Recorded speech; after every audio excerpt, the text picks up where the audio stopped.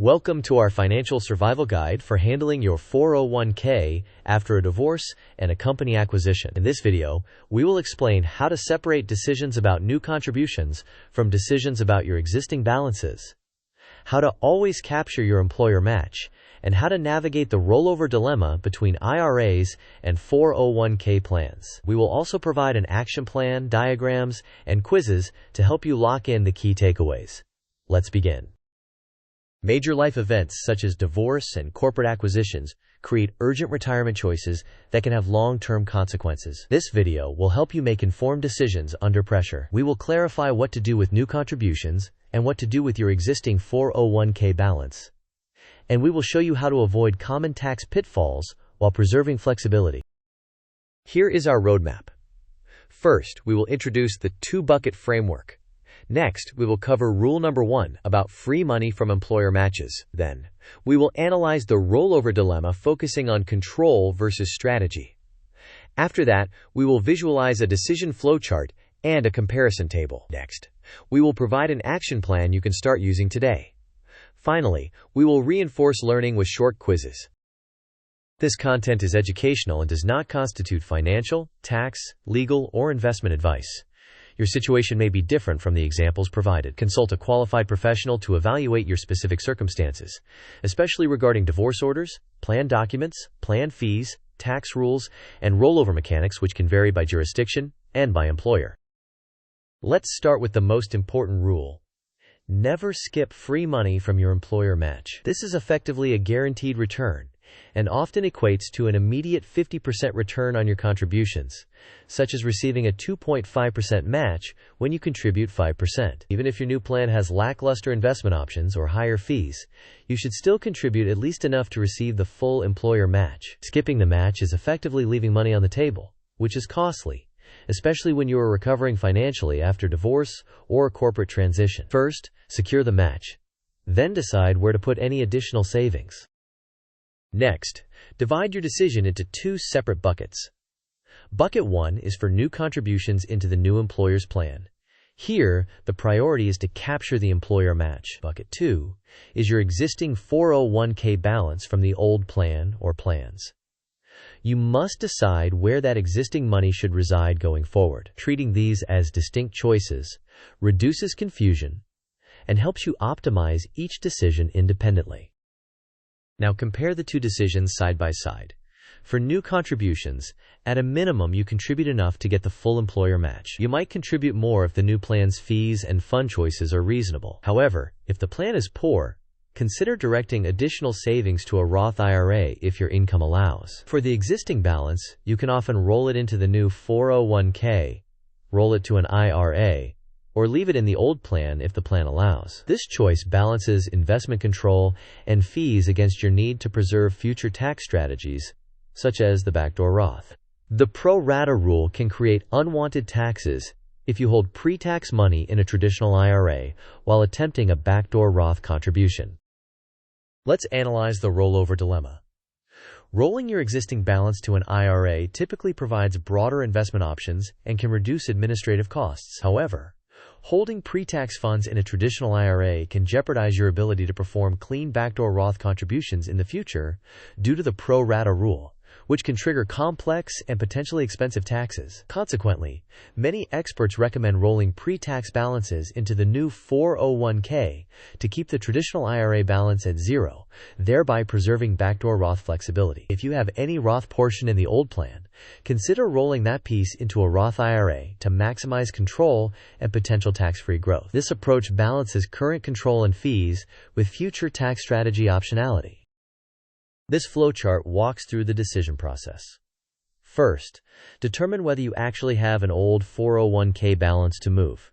If not, you are done. If you do, the next branch is whether you are likely to use Backdoor Roth contributions now or in the near future. If you are likely to use Backdoor Roth, then check whether the new 401k accepts roll-ins and whether fees and funds are acceptable. If both conditions are met, the recommended move is to roll pre-tax dollars into the new 401k to avoid pro-rata issues and roll any Roth portion into a Roth IRA. If the new plan will not accept roll-ins or is unacceptable, consider rolling to an IRA, but understand you may complicate backdoor Roth contributions until you can move those pre-tax dollars back into a 401k later. If backdoor Roth is unlikely to be relevant, ask whether your top priority is low cost and broad choice. If yes, an IRA rollover provides control and potentially lower fees. If not, rolling to the new 401k or leaving funds in a better old plan can make sense, considering extra features like creditor protection, the Rule of 55, loan availability, and service quality.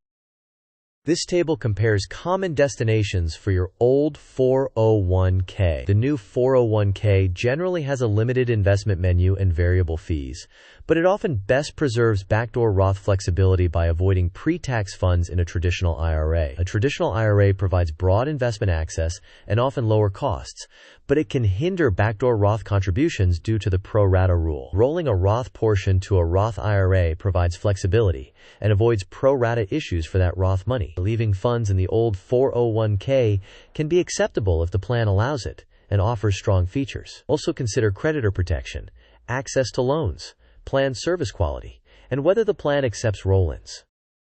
Here is your step-by-step action plan.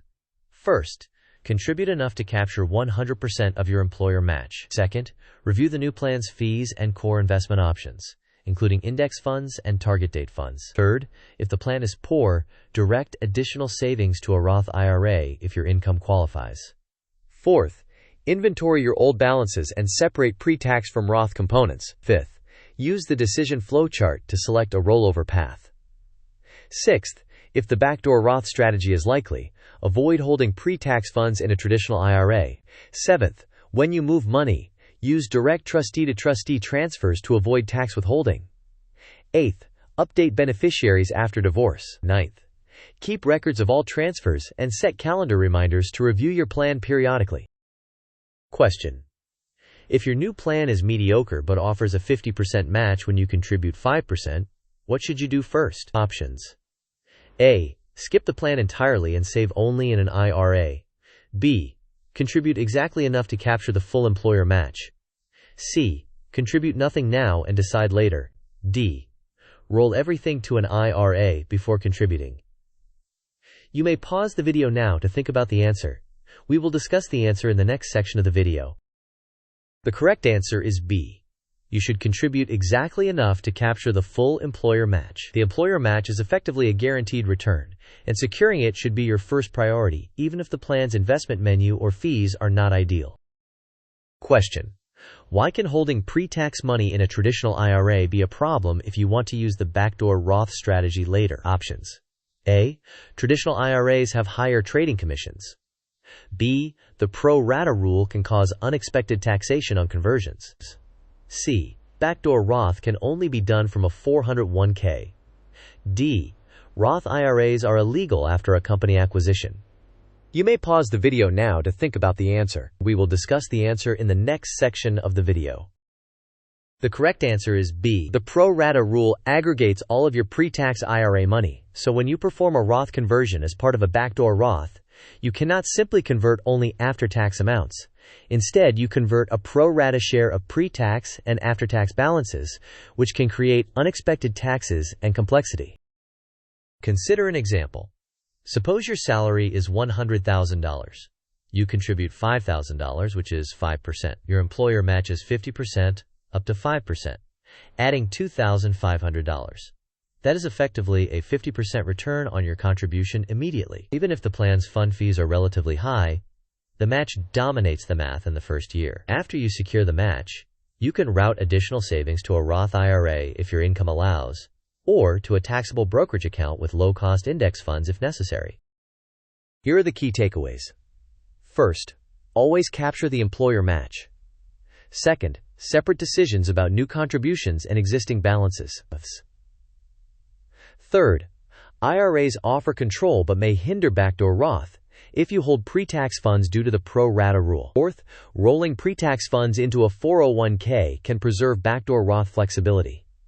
Fifth, if your plan is poor, direct additional savings to a Roth IRA if eligible. Finally, use trustee-to-trustee transfers and update beneficiaries after divorce.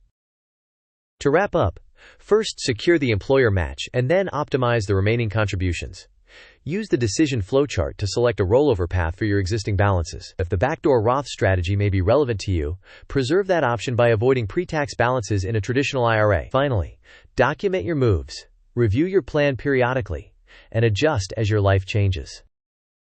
Thank you for watching. If this video helped you, please like, share, and subscribe. In the comments, let us know your plan for handling your 401k after a major life change, and what topics you want us to cover next.